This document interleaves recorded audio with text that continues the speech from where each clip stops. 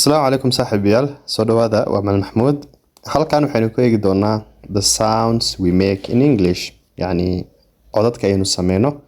luqadda Ingiriiska marka la joogo mid walba waxaan isku dayaa inaan example sameeyo it will be funny but I will try my best si aad u fahantaan okay midka koowaad waa sneeze waxaa la yiraahdaa hindison etso hindison ereyga labaad waa yawn waxaa waayo markay hurdo ku hayso Soomaali waxaa la yiraahdaa oo maleynaya xalaaqyo dad dhahayo hambalyan waa arkay hambalyo waa congratulation aniga xalaaqya oo qaana dad luqadaas ku hadla Soomaaliga noocaas ama lahjadaas isticmaalno waa arkay ereyga labaad waa tat waxaa la yiraahdaa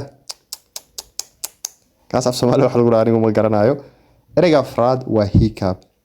hiccup waa hiiko ereyga shanaad waa whistle waa foori I don't know wiliga erey ma soo raacin ama xoolo kale laakiin I think you get the idea whistle marka waa foori ereyga lixaad waa snow waa kuuro I'm not making this one mid an example idinkaga sameynaa maxaa yeelay codkayga si qaldan baa u isticmaali kartiin anyways snow waa kuuro I think something like that. The last one, sigh waxaa la yiraahdaa